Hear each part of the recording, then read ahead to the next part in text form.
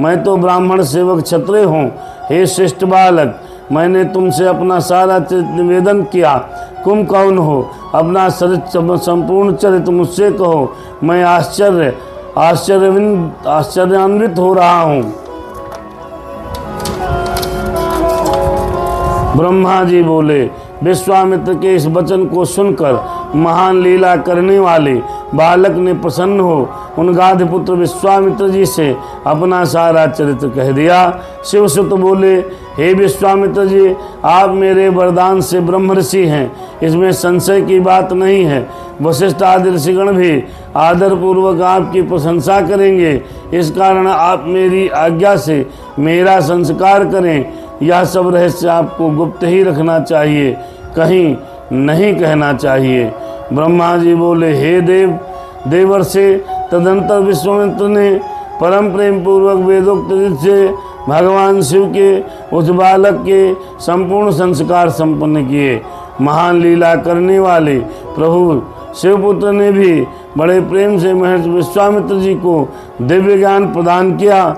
महान लीला नाना प्रकार की लीला में पारंगत अग्निपुत्र ने विश्वामित्र जी को अपना पुरोहित बना लिया। उसी समय से वे विश्वामित्र द्विज श्रेष्ठ के रूप में प्रतिष्ठित हो गए। मुने, उस बालक ने इस प्रकार जो लीला की वह मैंने आपको बता दी। हे तात, उस बालक की दूसरी लीला मैं बता रहा हूँ, प्रेम पूर्वक सुनो। जय सिया राम। उसी समय श्वेत ने उस दिव्य तेज संपन्न परम पावन बालक को देखकर अपना पुत्र मान लिया।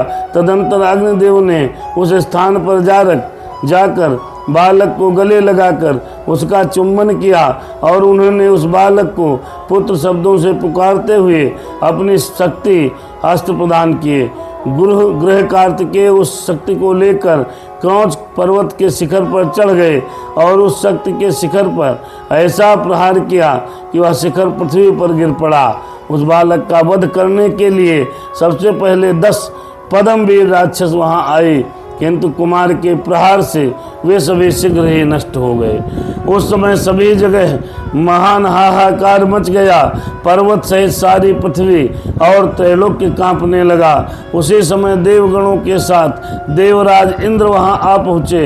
इंद्र ने अपने वज्र से कार्तिकेय के दक्षिण पार्श्व में प्रहार किया। वज्र लगते ही उनसे शाख नामक एक महान बलवान पुरुष प्रकट हो गया। पुनः इंद्र ने उसके वाम पार्श्व में शीघ्र ही वज्र से प्रहार किया। उस वज्र के लगते ही उससे एक विशाख नामक बलवान पुरुष उत्पन्न हुआ।